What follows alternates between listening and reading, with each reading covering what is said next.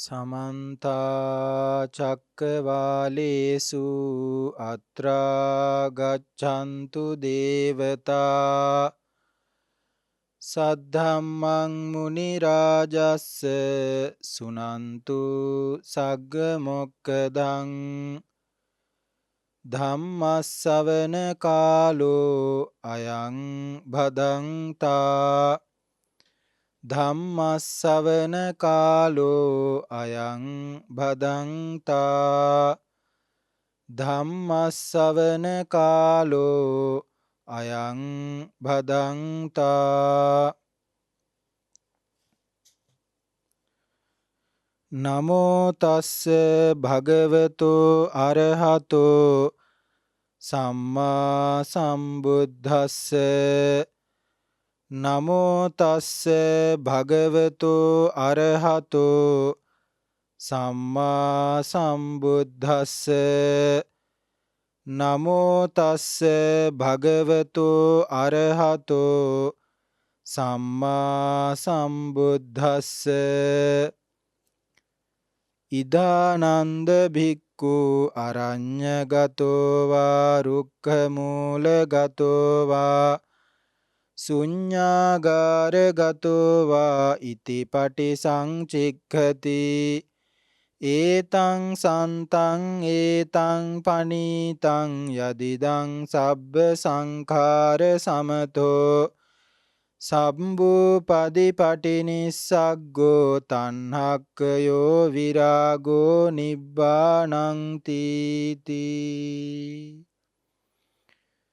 තුන් ලෝකයක් නිවාසනසා වදාළ තුන් ලෝකාග්‍ර ශාන්තිනායක දස බලධාරී සර්වඥ රාජෝත්තම මේ මහා භද්‍ර කල්පයේහි ලොව හතරවෙනි වතාවට පහළ වී වදාළ මාගේ ශාස්තෘ ගෞතම ලෝතුරා සම්මා සම්බුදු පියාණන් වහන්සේටත් 45 වසරක් පුරාවට ගමක් ගමක් පාසා වැඩම කරමින් නිගමක් පාසා වැඩම කරමින් දෙව්ලොව බඹලොව සිසාරා වැඩම කරමින් තුන්ලොව වැසි සකල සත්වයන්ගේ සංසාර දුක්ගිනි නිවීම පිණිස මහා කරුණාවෙන් යුක්තව දේශනා කොට වදාළ ඒ අසිරිමත් වූ ශ්‍රී සද්ධර්මස්කන්ධයටත් දේශනාගත ධර්මයට අනුව තමන් වහන්සේලාගේ චිත්ත සංතානයන් සකස් කර ගනිමින් මේ ගෝර කටුක සංසාර ගමනින් සදහටම ඈතර වී වදාළ උතුම් කීනාසව මහරහතන් වහන්සේලා ප්‍රමුඛ ආර්ය මහා සංඝ රත්නයටත් මාගේ හදපිරි නමස්කාරය වේවා. ශ්‍රද්ධා බුද්ධ සම්පන්න වාසනාවන්ත කාරුණික පින්වතුනි, මේ පින්වත් පිරිස මේ සූදානම් වෙන්නේ ලෝතුරා බුදු පියාණන් වහන්සේ විසින් දේශනා කොට වදාළ ඒ අසිරිමත් දේශනාවකට ඇහුම්කන් දෙන්නට. පින්වතුනි, බුදුරජාණන් වහන්සේ අපිට දේශනා කළා මේ ලෝකයේහි සැරිසරන්නා වූ පෘථග්ජන සත්වයන්ට ඒ පෘථග්ජන භාවයෙන් අත මිදිලා උත්තරීතර චතුරාර්ය සත්‍ය ධර්මාවබෝධයෙන් නිවන් පසක් කරගන්නට නම් අපගේ ජීවිතවල ඇති කරගත යුතු ගුණාංග 4ක් තිබෙන බව. ඔය පින්වතුන් අහලා තියෙනවා ඒවට කියන නම තමයි සෝතාපට්ටි අංග. සෝවාන් වීම පිණිස හේතු වෙන්නා වූ කාරණාවන්. පළවෙනි එක තමයි කල්යාණ මිත්‍ර ආශ්‍රය. දෙවෙනි එක තමයි සද්ධර්ම ශ්‍රවණය.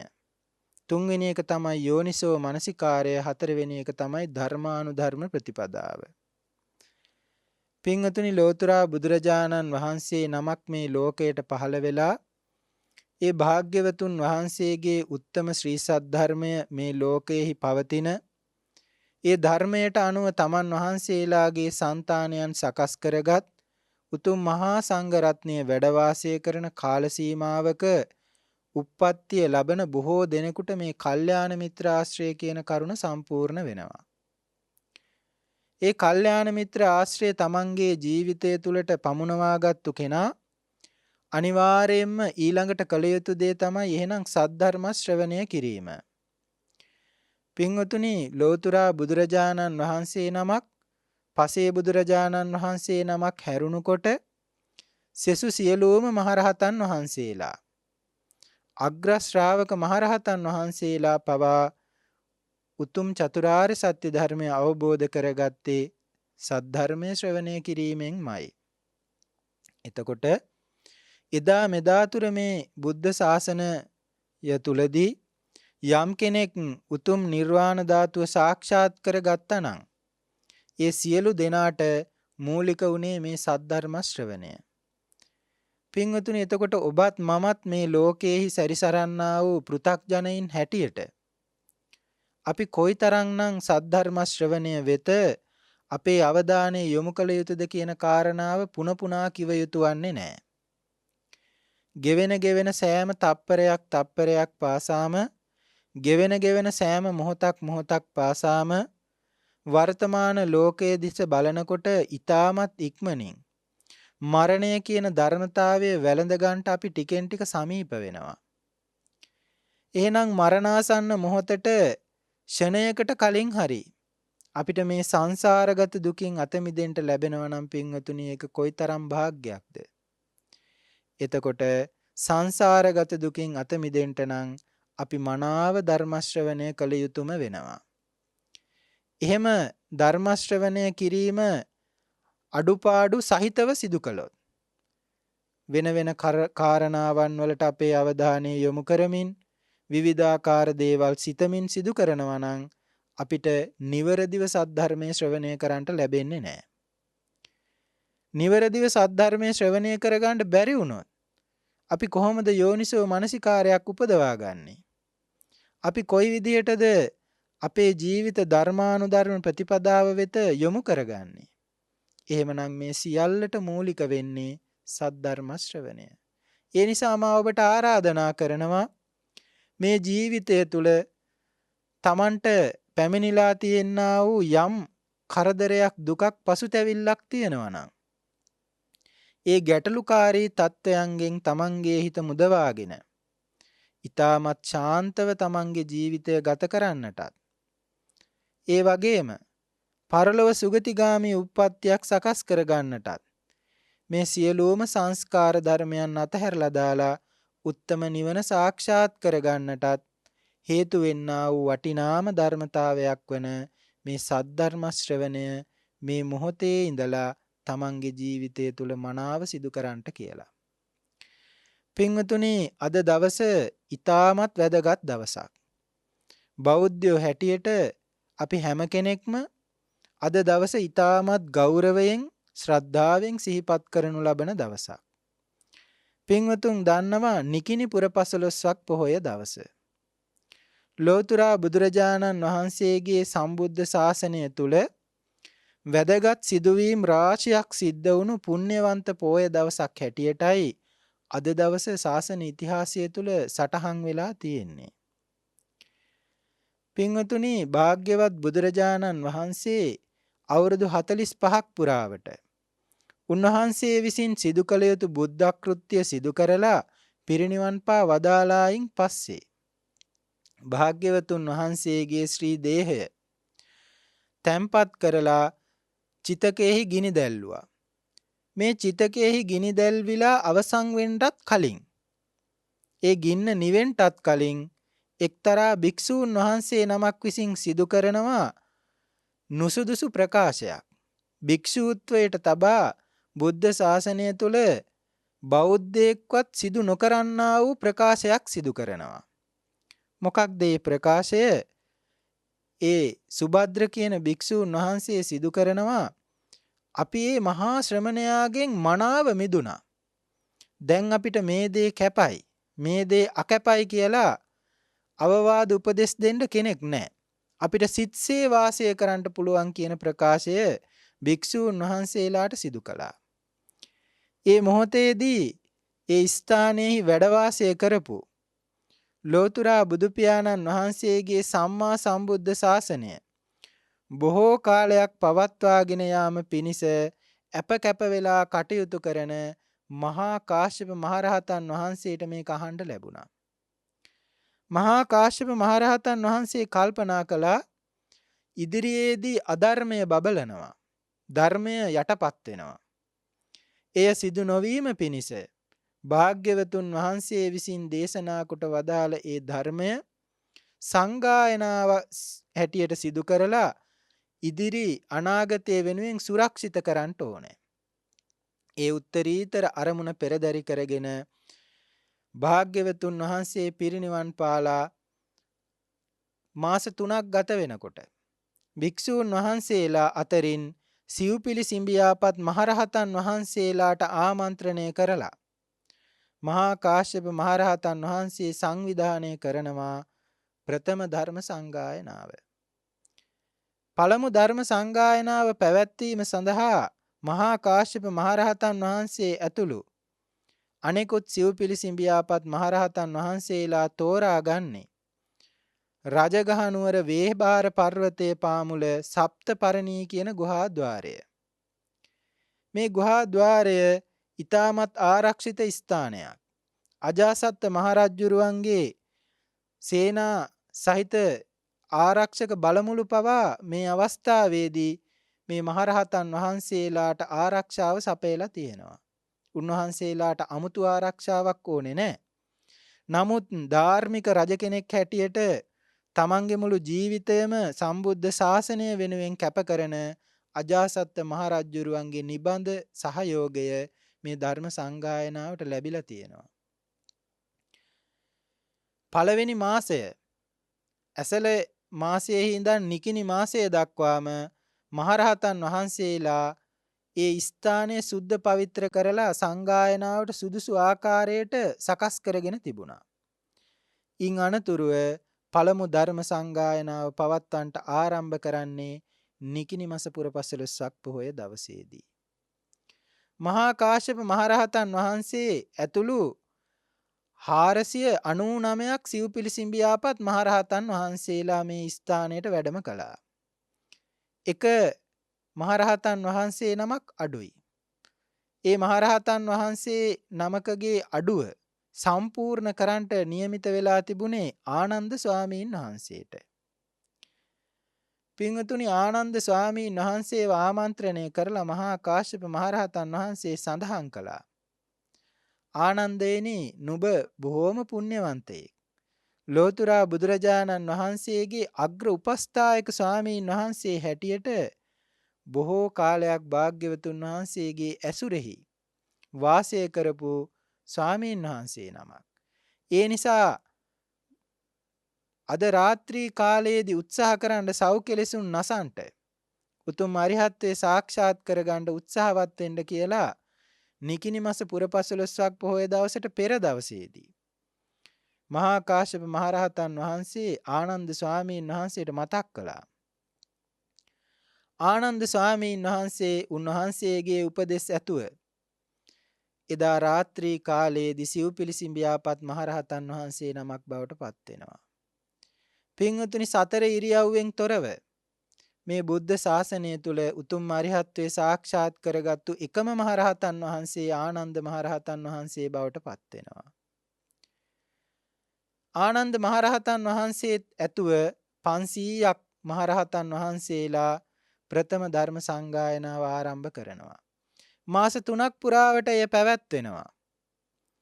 පංච සතිකා කියන නමින් ඒ ධර්ම සංගීතය නම් කරනවා. මොකද 500ක් මහරහතන් වහන්සේලා ඒ සඳහා සම්බන්ධ වුණු නිසා. පින්වතුනි, පළවෙනි ධර්ම සංගායනාව සිදු කරලා අවසාන වෙනකොට මහරහතන් වහන්සේලා විසින්ම තීරණය කරනවා මේ සම්මා සම්බුද්ධ ශාසනය බොහෝ කාලයක් පවත්වාගෙන යාම පිණිස මේ සංගායනා කරන ලද ධර්මය අපි වාචෝද්ගත කිරීම සඳහා මහරහතන් වහන්සේලා ප්‍රමුඛ කණ්ඩායම් වලට පවරමුයි කියලා. ඒ අනුව ධර්ම සංගායනාවේදී සංගායනා වුණු විනය පිටකය උපාලි මහරහතන් වහන්සේ ඇතුළු අනෙකුත් ශිෂ්‍යානුශිෂ්‍ය පරපුරට පැවරෙනවා. උපාලි මහරහතන් වහන්සේ ප්‍රධාන, උන්වහන්සේගේ ශිෂ්‍යානුශිෂ්‍ය පරපුර විනය පිටකේ දරා ගන්නට එදා ධර්ම සංගායනාවේදී පොරොන්දු වුණා. ඊළඟට දීඝනිකාය ආනන්ද ස්වාමීන් වහන්සේ ප්‍රධාන ශිෂ්‍යානුශිෂ්‍ය පරපුරට වාචෝද්ගත කරන හැටියට මහරහතන් වහන්සේලා විසින් අනුදැන වදාලා. මජ්ක්‍ධිම නිකායේ සාරිපුත්ත මහරහතන් වහන්සේගේ ශිෂ්‍යානුශිෂ්‍ය පරපුරටයි පැවරෙන්නේ. ඊළඟට සංයුක්ත නිකාය මහා කාශ්‍යප මහරහතන් වහන්සේ ඇතුළු ශිෂ්‍යානුශිෂ්‍ය පරපුරට පැවරෙනවා වාචෝද්ගත කරගෙන ඉදිරියට පවත්වාගෙන යන්නට. අංගුත්තර නිකායේ පැවරෙන්නේ අනුරුද්ධ මහරහතන් වහන්සේ ඇතුළු ශිෂ්‍යානුශිෂ්‍ය පරපුරට. මහරහතන් වහන්සේලා සියලු දෙනා වහන්සේ එකතු වෙලා තීරණය කරනවා කුද්දක නිකාය අභිධර්ම පිටකය ප්‍රධාන කුද්දක නිකාය සියලු භික්ෂූන් වහන්සේලා සාමූහිකව වාචෝද්ගත කරගෙන පොදුවේ පවත්වාගෙන යන්නට තීරණය කරනවා. එතකොට පළවෙනි ධර්ම සංගායනාව පවත්වන්නට ආරම්භ කරපු පුණ්‍යවන්ත පෝය දවස නිකිණිපුර 15ක් පොහොය දවස. ඒ වගේම ආනන්ද මහා රහතන් වහන්සේගේ උතුම් අරිහත්ත්වයේ සාක්ෂාත් කිරීම සිද්ධ වුණේ නිකිණිපුර 15ක් පොහොය දවසේදී.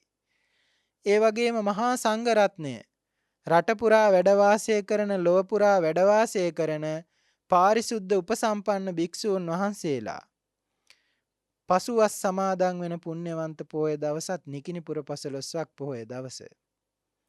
භාග්‍යවතුන් වහන්සේගේ අනුශාසනාව පරිදි ඇසළ මාස පුර 15ක් පොහොය දවසට පසු දින පෙරවස් සමාදන් වෙන්න නොහැකි වුණා නම් යම් කාරණාවක් නිසා උන්වහන්සේලා අනිවාර්යයෙන්ම නිකිණි මාස පුර 15ක් පොහොය දවසේදී පසුවස් සමාදන් විය යුතු වෙනවා. බුද්ධ ශාසනයේ උන්නතිය වෙනුවෙන් සම්මා සම්බුද්ධ ශාසනය চিරාත් කාලයක් පවත්වාගෙන යාම පිණිස වස් සමාදන් වීම නම් වූ විනය කර්මයක් හේතු වෙන නිසා ඒ බුද්ධ ගෞරවය පෙරදරි කරගෙන ධර්ම ගෞරවය පෙරදරි කරගෙන සංඝ ගෞරවය පෙරදරි කරගෙන උපසම්පන්න භික්ෂූන් වහන්සේලා පසුවස් සමාදන් වෙන පුණ්‍යවන්ත දවසත් නිකිණිපුර 15ක් පොහොය දවස. පින්වතුන්ට පොහොය දවසෙහි වැදගත්කම පිළිබඳව කෙටියෙන් සිහිපත් කළේ ඒ කාරණාවන් බෞද්ධයෝ හැටියට අනිවාර්යයෙන්ම දැනගත යුතු නිසා භික්ෂූන් වහන්සේලා විතරක් එය දැනගෙන මදි. ගිහියත්තු හැටියට උපාසක උපාසිකාව හැටියට බෞද්ධයෝ හැටියට ඔබ හැම කෙනෙක්ම පුර 15ක් පොහොය දවස් 12හි වැදගත්කම අනිවාර්යයෙන්ම දැනගත යුතුම වෙනවා. පින්වතුනි අද දවසේදී අපි ඔබට පැහැදිලි කරන්නේ උදෑසන කාලයේ ඉඳන් සන්ධ්‍යා කාලයේ වෙනකම්ම ගිරිමානන්ද සූත්‍ර දේශනාව. මේ පින්වත් පිරිසට මම මුලදී සඳහන් කළා පළවෙනි ධර්ම සංගායනාවේදී අනුරුද්ධ මහරහතන් වහන්සේ ප්‍රධාන ශිෂ්‍යානුශිෂ්‍ය පරපුර විසින් දරාගෙන වැඩම කළා අංගුත්තර නිකාය. අංගුත්තර නිකාය සමන්විත වෙන්නේ නිපාත වශයෙන්. ඒකක නිපාතය තුල එක් ධර්ම කරුණ බැගින් දේශනා කොට වදාළ දේශනාවන් අන්තර්ගත වෙනවා. දුක නිපාතය තුල භාග්‍යවතුන් වහන්සේ ධර්මකාරණා දෙක බැගින් දේශනා කොට වදාළ දේශනාවන් ඇතුළත් වෙනවා. මේ ආදී වශයෙන් ඇතුළත් වෙන අංගුත්තර නිකායේ දසක නිපාතයේහි භාග්‍යවතුන් වහන්සේ ඇතුළු අනෙකුත් මහරහතන් වහන්සේලා විසින් කාරණා 10 බැගින් දේශනා කොට වදාළ දේශනාවන් ඇතුළත් වෙනවා. ඒ අංගුත්තර නිකායේ දසක නිපාතයේහි සචිත්තක කියලා වර්ගයක් තියෙනවා. මේ සචිත්තක වර්ගය තුල ඇතුළත් වෙනවා ගිරිමානන්ද කියන සූත්‍රය. මේ ගිරිමානන්ද සූත්‍රය තුලත් කාරණාවන් 10ක් ඇතුළත් වෙන්නේ. උදෑසන කාලයේදී ලොකු සාමීන් වහන්සේ කාරණාව පැහැදිලි කරන්නට ඇති. සංඥාවන් 10ක් පිළිබඳව අන්තර්ගත වෙනවා. පින්වතුනි මේ සංඥාවන් 10 දස සංඥාව දේශනා කරන්නේ ආනන්ද ස්වාමීන් වහන්සේට. භාග්‍යවතුන් වහන්සේ විසින් තමයි දේශනා කරන්නේ. ආනන්ද ස්වාමීන් වහන්සේට භාග්‍යවතුන් වහන්සේ මේ දස සංඥාවන් දේශනා කරන්නේ ගිරිමානන්ද ස්වාමීන් වහන්සේට ගිහිල්ලා දේශනා කරන්න කියලයි. එතකොට ආනන්ද ස්වාමීන් වහන්සේ භාග්‍යවතුන් වහන්සේගෙන් මේ කාරණාවන් ඉගෙනගෙන ගිරිමානන්ද ස්වාමීන් වහන්සේ ළඟට වැඩම කරන්නේ උන්වහන්සේගේ ගිලන්භාවය නිසා. ගිරිමානන්ද ස්වාමීන් වහන්සේගේ ගිලන් භාවය නිසා උන්වහන්සේට පැහැදිලි කරන්නටයි ආනන්ද ස්වාමීන් වහන්සේ මේ දස සංඥාවන් ඉගෙන ගත්තේ.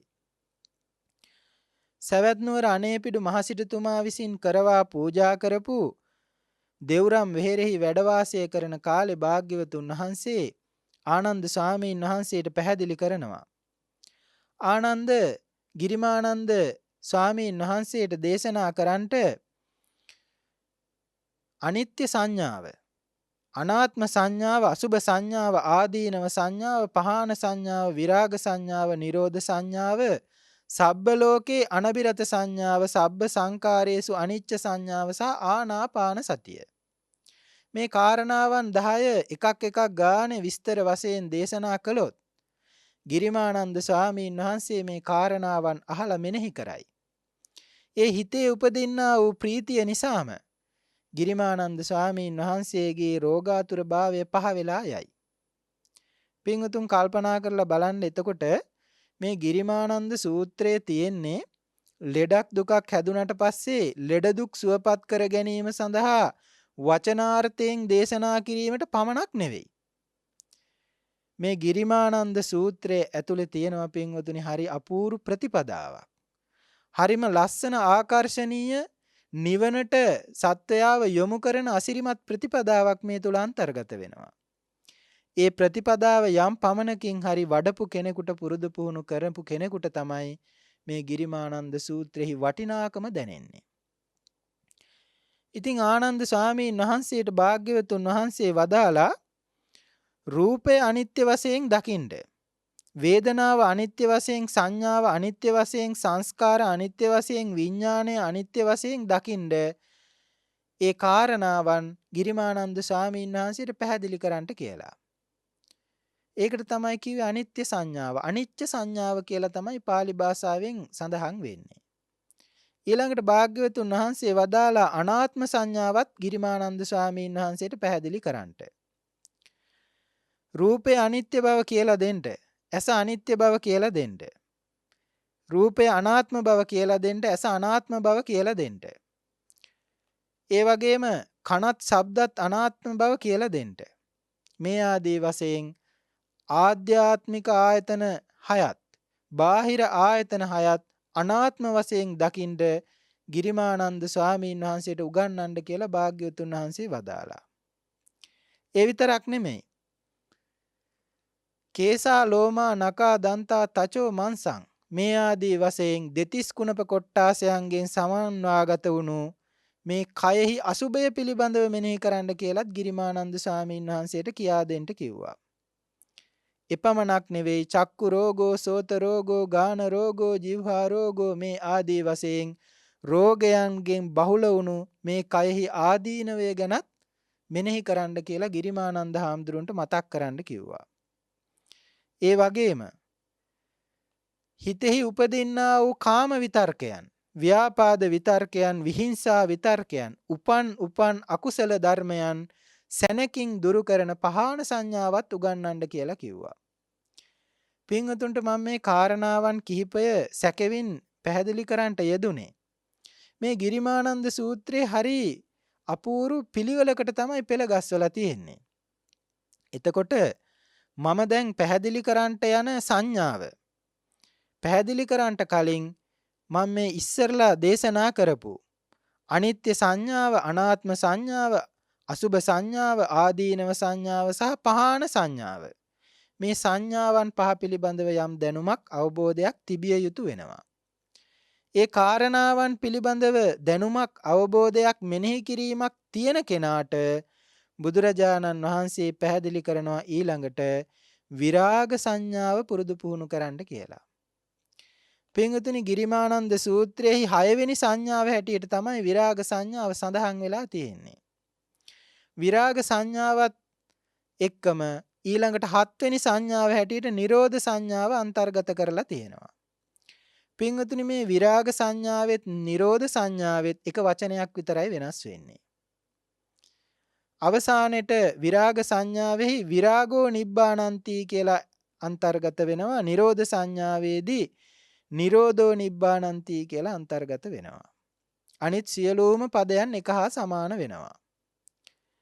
පින්වතුනි අපි බලමු මේ විරාග සංඥාව කොයි විදිහටද සඳහන් වෙලා තියෙන්නේ කියලා. මම මාතෘකාව තුලත් සඳහන් කළා. ඉදානන්ද බික්කු අරඤ්‍ය ගතෝවා රුක්ක මූල ගතෝවා ශුඤ්ඤාගාර ගතෝවා ඉතිපටි සංචික්කති ඒතං සන්තං ඒතං පනීතං යදිදං සබ්බ සංකාර සමතෝ සබ්බූපදි පටිනිස්සග්ගෝ තණ්හක්කයෝ විරාගෝ නිබ්බානන්ති.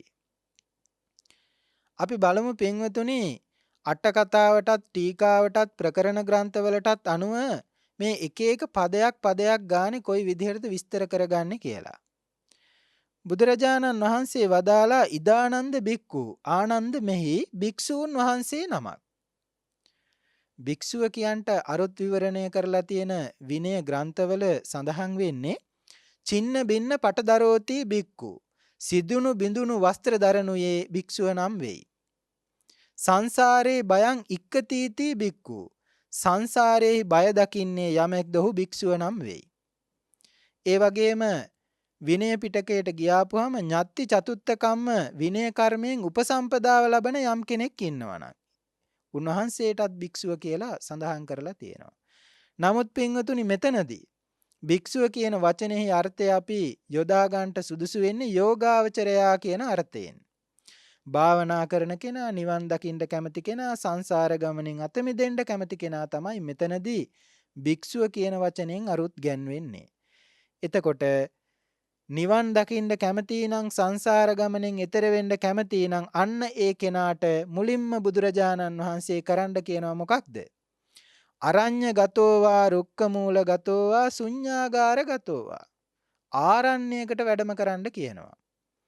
ආරණ්‍ය පිළිබඳවත් විනය පිටකයේ තුල හරි අපූර්වට පැහැදිලි කරලා තියෙනවා. සමන්තපාසාදිකා විනයට කතාවෙත් විසුද්ධි මාර්ගය තුල අරඤ්‍යකාංගය පැහැදිලි කරන තැනත් ආරණ්‍ය කියන වචනයට අරුත් ගන්වලා තියෙනවා සූත්‍ර පිටකයේ තුල වෙනම, විනය පිටකයේ තුල වෙනම, අභිධර්ම පිටකයේ තුල වෙනම.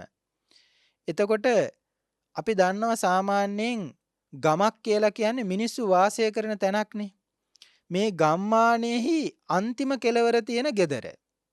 යම්කිසි කාන්තාවක් වතුර කොරහක් විසි කරනවා නම් ඒ වතුර කොරහේ වතුර වැටෙන තැන ඉඳලා ශක්තිමත් පුරුෂයෙක් යම්කිසි ගල් කැටයක් විසි කළොත් ඒ ගල් කැටය වැටෙන දුරට කියනවා ගම කියලා.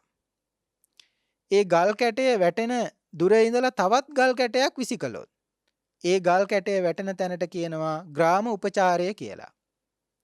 මේ ගමත් ග්‍රාම උපචාරයත් හැර අනෙකුත් කොටස ආරණ්‍යයි කියලා තමයි සූත්‍ර පිටකය දරාගෙන ආපු සූත්‍රාන්තිකයෝ දේශනා කරලා තියෙන්නේ.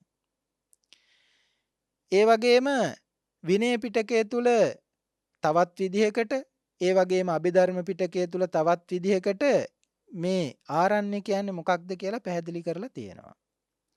කොහොම වුණත් යම්කිසි කෙනෙක් ආරණ්‍ය සේනාසනයකට ගමෙන් ඈත් වුණු හුදෙකලා ප්‍රදේශයකට වැඩම කරලා එහෙමත් නැත්නම් හිස් ගෙයකට ශූන්‍යාගාරයකට වැඩම කරලා වෘක්ෂ මූලයකට ගහක් මුලකට වැඩම කරලා කල්පනා කරන්න කියනවා මෙන්න මේ විදිහට.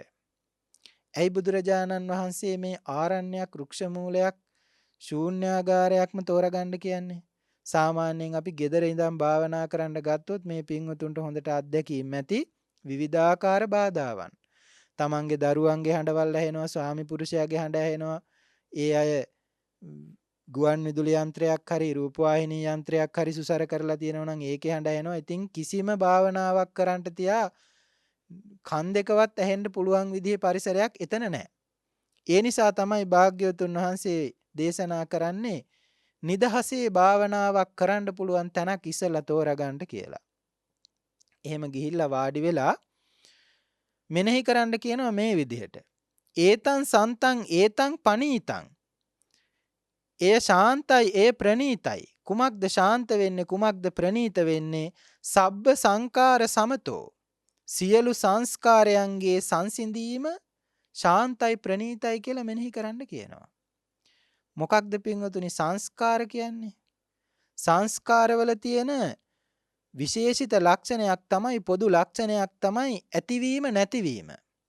උදය වැය කියන කාරණාවන්ගෙන් සමන්වාගතයි මේ සංස්කාර ධර්මය. දැන් මෙතනදී බුදුරජාණන් වහන්සේ සංස්කාර ධර්මය හැටියට පැහැදිලි කරන්නේ ලෝකෝත්තර චිත්ත චෛතසික ධර්ම සහ නිර්වාණය හැර අනෙකුත් සියලුම චිත්ත චෛතසික රූප ධර්මයන්. දැන් අපි දන්නවා අභිධර්මයට අනුව චිත්ත කාණ්ඩයේදී සිත් අපි හඳුනාගෙන තියෙනවා ලෞකික සිත් 81ක්. මේ ලෞකික සිත් 81කින් 54ක් කාමාවචර සිත් බවට පැහැදිලි කරලා දීලා තියෙනවා. මේ කාමාවචර සිත් 54ෙනුත් අකුසල සිත් තියෙනවා 12ක්. ඊළඟට අනිත් ඒවා අහේතුක සිත් තියෙනවා 18ක්. ඉතිරි ඒවා කුසල සිත් වශයෙන් හඳුන්වලා දීලා තියෙනවා. එතකොට ඒවා කාමාවචර සිත් 54යි. ඊළඟට තියෙනවා රූපාවචර සිත් 15ක්. රූපාවචර කුසල සිත් තියෙනවා. රූපාවචර විපාක සිත් තියෙනවා. ඊළඟට රූපාවචර ක්‍රියා සිත් තියෙනවා. විතක්ක විචාර ප්‍රීතිසුඛ ඒකාග්‍රතා සහිත පඨම ධාන සිත කියන්නේ රූපාවචර කුසල සිතක්. විචාර ප්‍රීතිසුඛ ඒකාග්‍රතා සහිත ද්විතීය ධාන කියන්නේ රූපාවචර කුසල සිතක්. මේ ආදී වශයෙන් රූපාවචර කුසල් සිත් 5ක් තියෙනවා. විපාක සිත් 5ක් තියෙනවා. ක්‍රියා සිත් 5ක් තියෙනවා. ඔක්කොම රූපාවචර සිත් 15යි. ඊළඟට අරූපාවචර සිත් තියෙනවා 12ක්. අරූපාවචර කුසල් සිත් 4යි. විපාක සිත් 4යි. ක්‍රියා සිත් 4යි. එතන තියෙනවා අරූපාවචර සිත් 12යි. එතකොට කාමාවචර සිත් 54යි. රූපාවචර සිත් 15යි. අරූපාවචර සිත් 12යි. සියල්ලගේ එකතුව 81ක් බවට පත් වෙනවා. මෙන්න මේ ලෞකික සිත් 81ත් ඒ වගේම ඒහා සංප්‍රයුක්ත වෙන්නා වූ චෛතසික ධර්මයනොත් ඒ වගේම රූප 28ත් මෙන්න මේවා සියල්ලම සංසිඳෙනවා නම් අන්න එතන ශාන්තයි ප්‍රණීතයි කියලා මෙනෙහි කරන්න කියනවා. පින්වතුන් කල්පනා කරලා බලන්න මේ සංසාර ගමනම නිර්මාණය වුණේ කුමක් නිසාද? අපේ හිතේ උපදින්නා වූ චිත්ත චෛතසික ධර්මයන් නිසා. අපේ සිතේ කුසල් සිතුවිලිත් පහළ වෙනවා, අකුසල් සිතුවිලිත් පහළ වෙනවා. මේ සංසාර ගමන පුරාවට ඒ උපදුනා වූ කුසල් සිත් නිසා අපිට සුගතිගාමී උප්පත්තීන් සකස් වුණා. යහපත් දේවල් අපේ ජීවිතවලට ඒක රාශී වුණා. ඉපදුනා වූ අකුසල් සිත් නිසා අපි දුගතිගාමී ස්ථානවල උප්පත්තිය ලැබලා බොහෝ සෙයින් දුක් කටුක වේදනාවන් වින්දා. අතීත සංසාර ගමන නිර්මාණය වුණේ මේ වගේමයි. වර්තමානයේ තුලත් අපි මේ විදිහටමයි ජීවත් වෙන්නේ. අනාගතයත් ඒ වගේමයි. එතකොට බුදුරජාණන් වහන්සේ දේශනා කරනවා මේ සියලුම ලෞකික ධර්මතාවයන්ගෙන් අත මිදෙනවා නම් අන්න ඒක ශාන්තයි ප්‍රණීතයි කියලා මෙනෙහි කරන්න කියනවා. අන්න ඒකයි මේ ඒතං සන්තං ඒතං පනීතං සබ්බ සංකාර සමතෝ කියන වචනේහි අර්ථය. අපි මේ වචනවල අර්ථ දන්නේ නැතුව අපිට හිතෙන දේවල් මෙනෙහි කළාට විරාග සංඥාව වැඩෙන්නේ නැහැ. ඒ නිසා මේ පදයක් පදයක් ගානේ අරුත් විවරණය කරගන්න ඕන ත්‍රිපිටකයට අට කතාවට ටීකාවට අනුකූලව. ඊළඟට භාග්‍යවතුන් වහන්සේ වදාලා සබ්බූපදි පටිනිස්සග්ගෝ මොනවද පින්වතුනි උපදි කියලා කියන්නේ? ධර්මයේ තුල පැහැදිලි කරලා තියෙනවා උපදි 4ක් පිළිබඳව. පළවෙනි එක තමයි කාම උපදි. දෙවෙනි එක තමයි කන්ද උපදි. තුන්වෙනි එක තමයි කිලේශ උපදි. හතරවෙනි එක තමයි අபிසංස්කාර උපදි. මොනවද මේ කාම උපදි කියලා කියන්නේ? අපි දන්නවා දුක්ඛ සමුදයාර්ය සත්‍ය දේශනා කරනකොට එතන අන්තර්ගත වෙනවනේ කාම තණ්හාව කියලා ධර්මතාවයක්. අන්න ඒ කාම තණ්හාව කියන ධර්මතාවයම තමයි කාම උපදිය හැටියට පැහැදිලි කරලා තියෙන්නේ. පින්වතුන් දන්නව නේද මේ කාමය සහ කාම ගුණ කියන සංකල්ප දෙකේ වෙනස? අපි ඇසුරු කරන්නා වූ රූප, ශබ්ද, ගන්ධ, රස, ස්පර්ශ ධර්ම මේවට කියන්නේ කාම ගුණ කියලා. ඒ නිසා හිතේ උපදින්නා වූ යම් චන්දරාගයක් තියෙනවා නම්, කැමැත්තක් තියෙනවා නම්, ඕනෑකමක් තියෙනවා නම්, දැඩිව අල්ලා ගැනීමේ අවශ්‍යතාවයක් තියෙනවා නම් ආන් ඒකට කිව්වා කාමය කියලා. කාම ගුණ වෙනයි, කාමය වෙනයි. ඒ සංකල්ප දෙක මනාව තේරුම් කරගන්න ඕනේ. එතකොට බුදුරජාණන් වහන්සේ පැහැදිලි කරන්නේ කාම ගුණයෝ විනාශ කරන්න කියලා නෙමෙයි. කාමය නැති කරන්න කියලා. කාමය විනාශ කරලා දැම්මනම් යලි කාම ගුණයන් අපිට සංසාර ගමනේ මුණ ගැහෙන්නේ නැහැ. ඒ කාම ගුණයන්ගෙනුත් නිදහස් වෙලා යනවා. එතකොට මේ කාම උපදී එහෙමත් නැත්නම් කාමයෙන් නිදහස් වුණු තැනක් තමයි නිවන කියලා මෙනෙහි කරන්න කියනවා. ඒක තමයි සබ්බූපදි කියන වචනයෙහි පළවෙනි එක කාම උපදි කියන වචනයෙහි අර්ථය. පින්වතුන් දන්නවා අපිට මේ ලැබිලා තියෙන ජීවිතයෙහි ආධ්‍යාත්මික ආයතන 6ක් තියෙනවානේ. බාහිර ආයතන 6ක් ඒ වෙනුවෙන් ගෝචර වෙනවා. මෙන්න මේ ආධ්‍යාත්මික ආයතන 6යි බාහිර ආයතන 6යි කියන මේ ආයතනයන් සියල්ලගෙන්ම නිදහස් වුණා නම් අන්න ඒ උතුම් නිර්වාණ ධාතුව ශාන්තයි ප්‍රණීතයි කියලා මෙනෙහි කරන්න කියනවා. ඒ වගේම බුදුරජාණන් වහන්සේ පැහැදිලි කරනවා කන්ද උපදී. රූප, වේදනා, සංඥා, සංකාර, විඥාන. මේ පංචස්කන්ධයන් මේ පංච උපාදානස්කන්ධයන් සහ මුලින්ම දුරු වුණු නිදහස් නිවහල් තැනක් තියෙනවා නම් අන්න එතන තමයි නිර්වාණය. මේ පංච උපාදානස්කන්ධයෙන් නිදහස් වෙලා උත්තම චතුරාර්ය සත්‍ය ධර්ම අවබෝධයෙන් සැනසීමක් ළඟා කර ගන්නට තියෙනවා නම් කොයිතරම් වටිනවද කියලා මෙනෙහි කරන්න කියනවා. ඒකයි මේ විරාග සංඥාවේ තියෙනා වූ ස්වභාවය. විරාග සංඥාව වඩන කෙනාට පංචකාම ගුණයන් පිළිබඳව පංචකාමයේ පිළිබඳව ඇලීමක් ඇති වෙන්නේ නැහැ. ඒ වාගේ නොඇලීම ඇති වෙන විදිහට මෙනෙහි කරන්නයි භාග්‍යවතුන් වහන්සේ උගන්වන්නේ. පළවෙනි එක තමයි කාම උපදී, දෙවෙනි එක තමයි කන්ද උපදී, ඊළඟට තියෙනවා කිලේශ උපදී. මොනවද මේ කිලේශ උපදී කියන්නේ?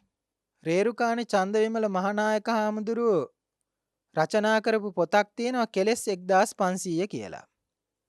ආන්න ඒ කෙලෙස් 1500ට තමයි කියන්නේ කිලේශ උපදී කියලා. සමහර කෙනෙක් තමන්ගේ ජාතියෙන් උඩඟුභාවයට පත් වෙනවා. මම සිංහල ජාතිය මම ශ්‍රේෂ්ඨයි. මම බටහිර ජාතිකයෙක් මම ශ්‍රේෂ්ඨයි අනිත් අය පහත්. අන්න ඒවට කියනවා ಜಾති මදය කියලා. තමන්ගේ ගෝත්‍රයෙන් උසස්යයි සලකාගෙන ඒ පිළිබඳව මාන්නයක් ඇති කරගෙන ඉන්නවා. ඒකට කියනවා ගොත්ත මදය කියලා. ඒ වගේම තමන්ගේ නිරෝගී බව පිළිබඳව උද්දාමයටපත් වෙලා අදිමානයක් ඇති කරගෙන ඉන්නවා. ඒකට කියනවා ආරෝග්‍ය මදය කියලා. මට කිවිසුමක්වත් යන්නේ නැහැ, පැනඩෝල් පෙත්තක් පවා බොන්නේ ඊටාම කලාතුරකින්, බෙහෙත් නම් භාවිතා කරන්නෙම නැහැ, මං කොච්චර නිරෝගී කෙනෙක්ද. පින්වතුන් කල්පනා කරලා බලන්න ඔය ඇත්තන්ගේ ජීවිතවල මේ වගේ දේවල් නැද්ද කියලා. අන්න ඒවට තමයි කියන්නේ කිලේශ උපදී කියලා. 아무තු දෙයක් නෙවෙයි.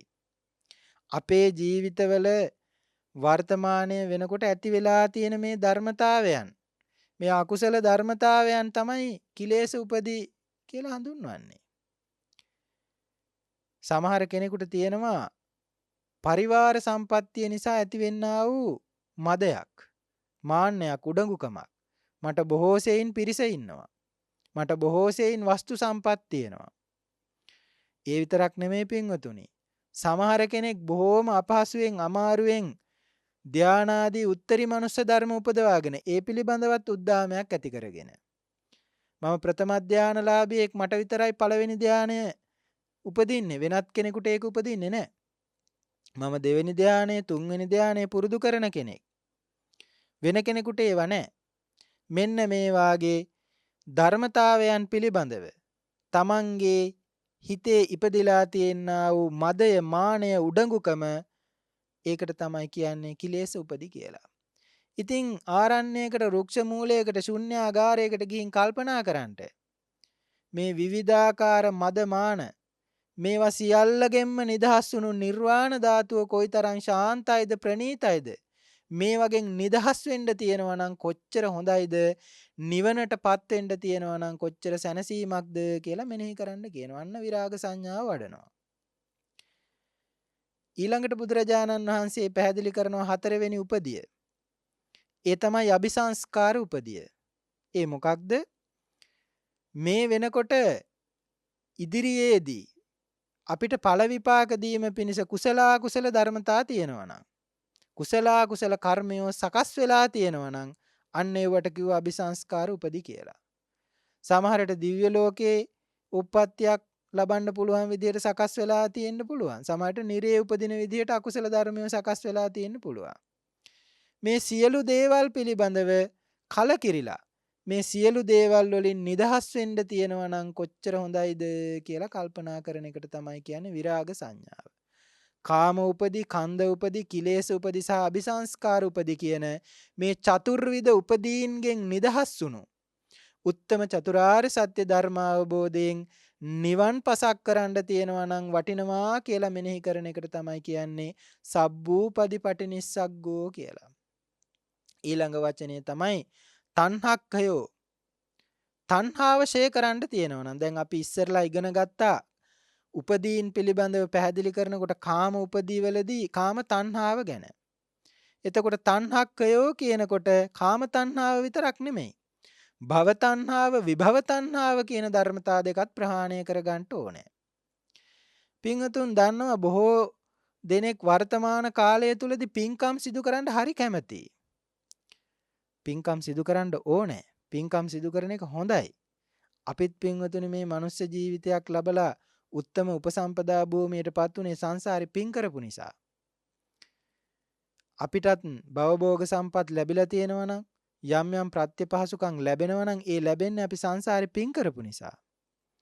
නමුත් පින්වතුනි බුදුරජාණන් වහන්සේ දේශනා කරනවා යම් කිසි කෙනෙක් පිනක් සිදු කරලා කුසලයක් සිදු කරලා යලිත් භවයක් ප්‍රාර්ථනා කරනවා නම් මම මේ සිදු කරගත්තා වූ පින්කමේ ආනුභාවයෙන් දිව්‍ය ලෝකයේහි මහේශාක්‍ය දිව්‍ය රාජයෙක් වේවා කියලා අන්න ඒක භව තණ්හාව. එහෙනම් භව තණ්හාවෙනුත් දුරු වෙන්න ඕනේ. භව තණ්හාව යම් තැනක තියෙනවා නම් අන්න ඒක නිවනට බාධා කර ධර්මතාවයක්. ඒ විතරක් නෙමෙයි පින්වතුනි විභව තණ්හාවෙනුත් ඉවත් වෙන්න ඕනේ. මොකක්ද මේ විභව තණ්හාව කියන්නේ? මේ ජීවිතය තුල හොඳට කාලා බීලා හිටියාම ඇති මරණින් මත්තේ යලි උප්පත්තියක් සකස් වෙන්නේ නැහැ. මෙතනින් කය බිඳුනට පස්සේ සියල්ල ඉවරයි කියලා කල්පනා කරනවා. ආන් ඒකට තමයි කියන්නේ විභව තණ්හාව. හරි ලස්සන සංස්කෘත ශ්ලෝකයක් තියෙනවා. යම් කිසි කෙනෙක් ගිතෙල් කාලා හරි තමන්ගේ ජීවිතය පෝෂණය කරගන්නවා නම් තමන්ට ගිතෙල් මිලදී ගන්න බැරි නම් ණය වෙලා හරි ගිතෙල් කාලා තමන්ගේ කය නිරෝගීව පවත්වාගෙන යන්න කුස පුරවා ගන්නට විනෝදයෙන් සතුටින් ඉන්න උත්සාහවත් වෙනවා නම් ඒක හොඳයි කියලා සඳහන් කරනවා විභව තණ්හාව සහිත පුද්ගලයාට. ඒ කියන්නේ මරණින් මත්තේ ජීවිතයක් නැහැ කියලා කල්පනා කරන කෙනා මේ ජීවිතය තුල ණය වෙලා හරි ගිතෙල් කාලා ජීවත් වෙනවා නම් හොඳයි කියලාලු හිතන්නේ. බුදුරජාණන් වහන්සේ දේශනා කරනවා එහෙම කල්පනා කරන්න එපා. ඒ නිසා මරණින් මත්තේ ජීවිතයක් නැහැ කියලා ඒක දෘෂ්ටිගතිකව අල්ලාගෙන ඉන්නවා නම් අන්න ඒකත් නිවනට බාධා කර ධර්මතාවයක්. එතකොට යම් කිසි කෙනෙක් කල්පනා කරනවා නම් කාම තණ්හාව, භව තණ්හාව, විභව තණ්හාව කියන මේ සියලුම තණ්හාවන්ගෙන් දුරු වෙලා උත්තරීතර චතුරාර්ය සත්‍ය ධර්ම අවබෝධයෙන් සැනසෙන්න තියෙනවා නම් අන්න ඒක ශාන්තයි, ප්‍රණීතයි, සුන්දරයි, සැපයි කියලා අන්න ඒකට තමයි විරාග සංඥාව කියන්නේ. එතකොට සබ්බ සංස්කාරයන්ගෙන්, සියලු සංස්කාර ධර්මයන්ගෙන්, සියලු උපදීන්ගෙන්, සියලුම තණ්හාවන්ගෙන් නිදහස් වෙලා නිවන සාක්ෂාත් කරගන්නට මට කවදා ලැබෙයිද? එතෙන්ට මගේ හිතපත් කරගන්න තියෙනවා නම් කොයිතරම් අගනේද කියලා මෙනෙහි කරනවට තමයි කියන්නේ විරාග සංඥාව කියලා. ඉතින් යම් කිසි කෙනෙකුට පුළුවන් නම් කල්පනා කරන්න.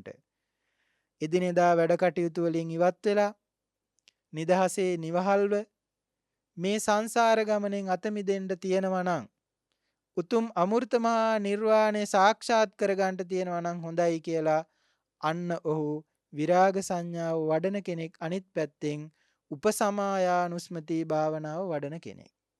විසුද්ධි මාර්ගය තුල තියෙනවා අනුස්සති භාවනාවන් තුල අන්තර්ගත වෙලා උපසමායානුස්මතිය කියලා. ආර්යයන් වහන්සේලා විශේෂයෙන්ම මේ භාවනාව වඩනවලු. උපචාර සමාධියකින් තමන්ගේ මානසිකත්වය උසස්ථ භාවයට පත් කරගන්න පුළුවන් ශ්‍රේෂ්ඨ භාවනාවක් උපසමායානුස්මතිය.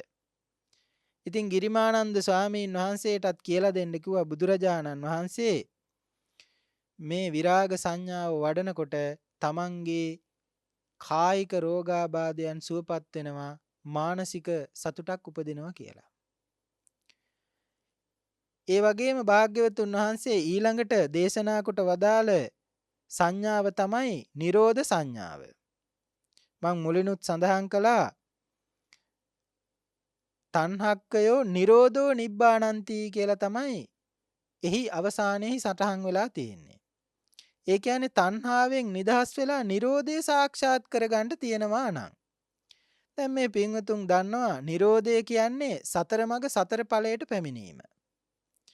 සතර මඟ සතර ඵලය කියන්නේ යම් කිසි කෙනෙක් අර කියපු සියලු සංස්කාර ධර්මයන්ගෙන් සියලු උපදීන්ගෙන් සියලුම තණ්හාවන්ගෙන් දුරස් වෙලා උත්තරීතර චතුරාර්ය සත්‍ය ධර්මාවබෝධය තුල අන්තර්ගත ඒ සෝතාපන්න ඵලය සාක්ෂාත් කරගන්නවා නම් චතුරාර්ය සත්‍ය ධර්මාවබෝධය ලැබලා සෝතාපන්න භාවයට පත් වෙනවා නම් ඒ කෙනාට සක්කාය දිට්ඨි විචිකිච්ඡා සීලබ්බත පරාමාස කියන ත්‍රිවිධ සංයෝජන ධර්මයෝ සදහටම දුර වෙනවා. මම මගේ ආත්මයයි කියමින් දැඩිව ගන්නා වූ හැඟීම නැති වෙලා යනවා. විවිධාකාර සීල වෘතයන්ට ගොදුරු වෙලා තමන්ගේ සංසාරගත ජීවිතය අනාත අසරණ කරගන්න ගතිය ඒ කෙනාගෙන් බැහැර වෙලා යනවා. ඒ වගේම බුද්ධ ආදී අටතැන් පිළිබඳව තමන්ගේ හිතේ යම් සැකයක් සාංකාවක් තියෙනවා නම් සදහට මේක දුරු වෙලා යනවා. සෝතාපන්න ඵලය සාක්ෂාත් වෙනවා. අන්න නිරෝධය සාක්ෂාත් කර ගැනීමේ අසිරිමත් භාවය මෙනෙහි කිරීම. ඒ වගේම යම් කිසි කෙනෙකුට පුළුවන් නම් සක්කාය දිට්ඨි විචිකිච්ඡා සීලබ්බත පරාමාස කියන ත්‍රිවිධ සංයෝජන ධර්මයන් දුරු කරලා කාමරාග පටිග කියන ධර්මතාවයන් තුනීභාවයට පත් කරගෙන සකදාගාමි ඵලයේ සාක්ෂාත් කරගන්නට අන්න ඒ උතුම් සකදාගාමි ඵලෙහි ඇති ශ්‍රේෂ්ඨත්වය මෙනෙහි කරනවට කිව්වා නිරෝධ සංඥාව කියලා. තණ්හාවන්ගෙන් දුරු වෙනවා, උපදීන්ගෙන් ඈත් වෙනවා, ඒ වගේම සියලු සංස්කාර ධර්මයන්ගෙන් දුරු වීමට අවශ්‍ය කරන්නා වූ උතුම් මානසිකත්වයේ සකස් කරගන්නට තියෙනවා නම් මට සකදාගාමි ඵලය ඊටමත් ඉක්මනින් ලං කරගන්නට තියෙනවා නම් හොඳයි කියලා මෙනෙහි කරනවට කියනවා නිරෝධ සංඥාව වඩනවා කියලා. යම් කිසි කෙනෙකුට පුළුවන් නම් සක්කාය දිට්ඨි විචිකිච්ඡා සීලබ්බත පරාමාස කාමරාග පටිග කියන මේ පංච ඕරම්භාගීය සංයෝජන ධර්මයන් සදහටම දුරු කරලා උත්තරීතර අනාගාමි ඵලයේ සාක්ෂාත් කරගෙන ආගාමි නැවත මේ කාම ලෝකයට පැමිණෙන්නේ නැහැ. රූපාවචර බ්‍රහ්ම ලෝකයන් අතරින් සුද්ධාවාස බ්‍රහ්ම ලෝකයට වැඩම කරලා එහිදී පිරිනිවන් පානා තත්වයට තමන්ගේ සංසාර ගමන කෙටි කරගන්නට අන්න එහි ඇත්තා වූ අසිරිමත් භාවය අනුමාන වශයෙන් හරි තමන්ට වැටහෙන පරිදි තමන්ට තේරෙන පරිදි තමන් ඉගෙනගෙන තියෙන පරිදි මෙනෙහි කරනවා නම් අනාගාමි ඵලෙහි සුන්දරත්වයේ මෙනෙහි කරනවා නම් අසිරිමත් බව මෙනෙහි කරනවා නම් අනාගාමි ඵලයට පැමිණීමෙන් තමන්ගේ ජීවිතයට ලැබෙන්නා වූ සැනසීම මෙනෙහි කරනවා නම් අන්න නිරෝධ සංඥාව වඩන කෙනෙක් කියලා බුදුරජාණන් වහන්සේ දේශනා කරනවා. ඒ විතරක් නෙමෙයි මේ සියලු සංස්කාර ධර්මයන් යලි නූපදින විදිහට සහ මුලින්ම නැති කරලා දාලා සියලු උපදීන්ගෙන් නිදහස් වෙලා සියලුම තණ්හාවන් නැති කරලා සියලු සංයෝජන ධර්මයන් දස සංයෝජන ධර්මයන් සහ මුලින්ම දුරු කරලා උත්තම කීනාසව මහරහතන් වහන්සේ නමක් බවට පත් වෙනවා නම් අරිහත් ඵලය සාක්ෂාත් කරගන්නවා නම් අන්න ඒ අරිහත් ඵලය තුල ඇත්තා වූ අසිරිමත් භාවයේ ශ්‍රේෂ්ඨත්වයේ විශිෂ්ටත්වයේ මෙනෙහි කරන්නට පුළුවන් නම් අන්න ඒ කෙනා නිරෝධ සංඥාව වඩන කෙනෙක් කියලා බුදුරජාණන් වහන්සේ වදාලා. පින්වතුනි නිර්වාණ ධාතුවට කියන විවිධාකාර නම් තියෙනවා. නිවන හඳුන්වන විශේෂිත නාමයක් තමයි අජර කියලා කියන්නේ. ඒ කිව්වේ ජරාවෙන් තොර වූ තැනක් තමයි නිවන. ඒ වගේම නිප්පපංච කියලා කියනවා. ප්‍රපංච ධර්මයන් ඒ තුල නැහැ. අමත කියන්නේ මරණය කියන ධර්මතාවයට ගොදුරු වීමක් නිර්වාණ ධාතුව තුල නැහැ. කේම කියන නමින් හඳුන්වනවා. කාමාදී උපද්‍රවයන්ගෙන් තොර වූ තැනක් තමයි නිවන. එත්ත ආපෝච පඨවි තේජෝ වායෝ නගාදති. පඨවි ආපෝ තේජෝ වායෝ කියන ඒ සතර මහා භූතයන්ගෙන් සකස් වෙච්ච තැනක් නෙමෙයි නිවන. නිර්වාණ ධාතුව සාක්ෂාත් කරගත්තා වූ පුද්ගලයන්ගේ කෙලවරක් පණවන්නත් බෑ. එක බුද්ධ ශාසනයක මෙපමණ ප්‍රමාණයක් විතරයි නිවන් දැකිය යුත්තේ කියලා නිර්වාණ ධාතුව සාක්ෂාත් කරගන්නා වූ පිරිසගේ ආර්යයන් වහන්සේලාගේ ප්‍රමාණයක් පණවන්නේ නැහැ. පින්වතුනි අපිට තේරෙන විදිහට සරලවම පැහැදිලි කරනවා නම් ආස්වාස ප්‍රාස්වාස ගැනීම හෙලීම පවා නිර්වාණ ධාතුව තුල පණවන්න පුළුවන් කමක් නැහැ. අපි සාමාන්‍යයෙන් කල්පනා කරන්නේ මේ ලෝකයේහි ජීවත් වෙනකොට අඩුම තරමේ ආස්වාස ප්‍රාස්වාස ගන්න හෙලන්න ඕනේ. අඩුම තරමේ ආහාර පාන වර්ග ගන්න ඕනේ. අපේ මේ එදිනෙදා කටයුතු හොඳට සාර්ථකව කරගෙන යාම පිණිස අපේ අතපය ආදී විවිධ ශරීරාංග පිහිටලා තියෙන්න ඕනේ. එතකොට තමයි සැපයක් ලබන්න පුළුවන්. ඒ වාගෙන් තමයි ජීවිතේ සුවපත් වෙන්නේ. ඒ වාගෙන් තමයි සිතට සතුට සහනය උදා වෙන්නේ කියලායි අපි කල්පනා කරන්නේ. නමුත් බුද්ධ ආදී උතුමාණන් වහන්සේලා උතුම් කීනාසව මහරහතන් වහන්සේලාට එහෙම කල්පනා වෙන්නේ නැහැ. මේ සියලුම දේවල් වලින් නිදහස් වෙලා ඒ අමත වූ කේම වූ නිප්පපංච වූ අජර වූ උත්තරීතර නිර්වාණ ධාතුව තරම් සැපයක් උන්වහන්සේලාට මේ තුන් ලෝක ධාතුව තුලම හොයන්න බෑ. සඳහන් කරනවා නිර්වාණ විනිශ්චය කියන ග්‍රන්ථය තුල රේරුකාණ චන්දවිමල හාමුදුරුවෝ යම්කිසි රහතන් වහන්සේ නමකට කෙලෙස් කොයි වගේද කියලා බලන්නවත් හිතෙන්නේ නැහැලු. කෙලෙස් වල තත්ත්වය කොහොමද? කෙලෙස් උපදුනොත් කොයි විදිහට හැසිරෙන්න පුළුවන්ද කියලා එහෙම හිතලාන්නවත් පුළුවන්කමක් මේ නිවන් දැකපු උත්තමයාණන් වහන්සේට හිතන්නවත් අවස්ථාවක් ලැබෙන්නේ නැහැලු. පින්වතුනි කොයිතරම් සුන්දර තැනක් වෙන්න ඇතිද? අඹදරුවෝ යාන වාහන, ගෙවල් දොරවල්, විවිධාකාර සිතුවිලි මේ කිසිම දෙයක් නැතුව ඊටමත් සුන්දර වූ ශාන්ත වූ ප්‍රණීත වූ උතුම් නිර්වාණ ධාතුවට ඊටමත් ඉක්මනින් පැමිණෙන්න තියෙනවා නම් කොච්චර වටිනවද කියලා මෙනෙහි කරනවටයි නිරෝධ සංඥාව කියලා කියන්නේ. එතකොට විරාග සංඥාවත් නිරෝධ සංඥාවත් යම් කිසි කෙනෙක් තමන්ගේ ජීවිතය තුළ පුරුදු පුහුණු කරනවා නම් තමන්ගේ හිත තුළ ප්‍රීතියක් උපදිනවා, සැනසීමක් සතුටක් උපදිනවා, පස්සද්ධියක් උපදිනවා. ඒ වගේම ඒ නිරෝධ සංඥාවත් විරාග සංඥාවත් නිසා තමන්ගේ කායිකව ඉපදිලා තියෙනා වූ ඇති වෙලා තියෙනා වූ රෝගාබාධයන් පවා සුවපත් වෙනවා. ඉතින් මේ ගිරිමානන්ද සූත්‍රයේහි සඳහන් වෙන 6 වෙනි විරාග සංඥාවත් 7 වෙනියට සඳහන් වෙන නිරෝධ සංඥාවත් පිළිබඳවයි මම මේ ධර්මානුශාසනාවේදී ඔබට පැහැදිලි කළේ. මේ පිළිබඳව වැඩි විස්තර දැනගන්න ඕනේ නම් අංගුත්තර නිකායේ දසක නිපාතේහි සචිත්තක වර්ගයේහි සඳහන් වන ගිරිමානන්ද සූත්‍රයත් එහි අරුත් විවරණය කරපු මනෝරත පුරණී අංගුත්තර නිකාය අට කතාවත් එහා සම්බන්ධ ටීකාවත් විශේෂයෙන්ම රේරුකාණ චන්දවිමල මහානායක හාමුදුරුවෝ රචනා කරපු චතුරාර්ය සත්‍ය ධර්මයේ පොතත් නිර්වාණ විනිශ්චය කියන ග්‍රන්ථයත් කියවලා බලලා මේ නිරෝධ සංඥාව විරාග සංඥාව පිළිබඳව වැඩිදුර තොරතුරු දැනගන්න පුළුවන්කම තියෙනවා.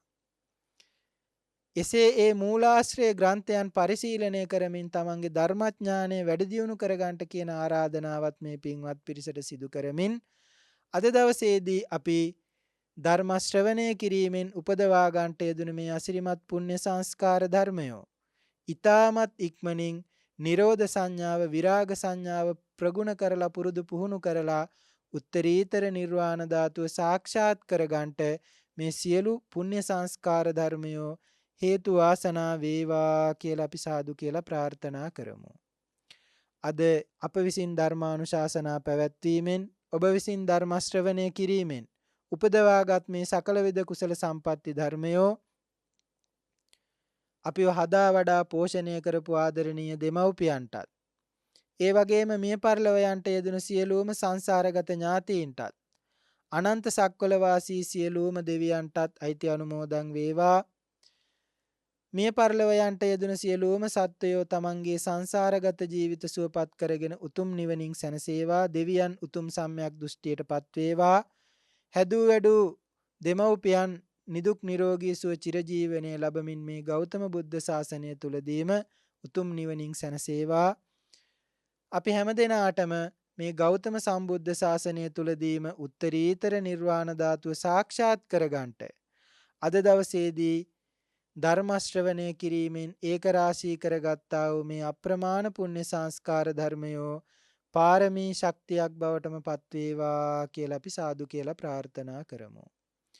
ආකාසට්ඨා ච භුම්මට්ඨා දේවා නාග මහිද්దికා පුඤ්ඤන්තං අනුමෝදිත්වා චිරං රක්ඛන්තු ශාසනං.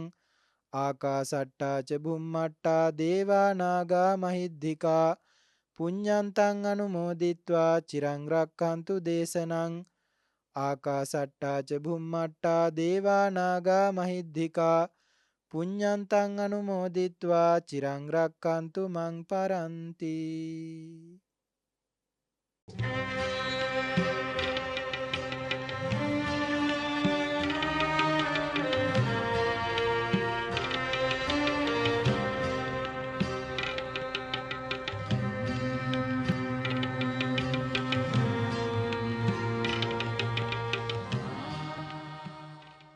මෙවැනි වටිනා ධර්මදේශනා නැරඹීමට ජයමග TV YouTube නාලිකාව සබස්ක්‍රයිබ් කර සීනුව ලකුණ ක්ලික් කරන්න.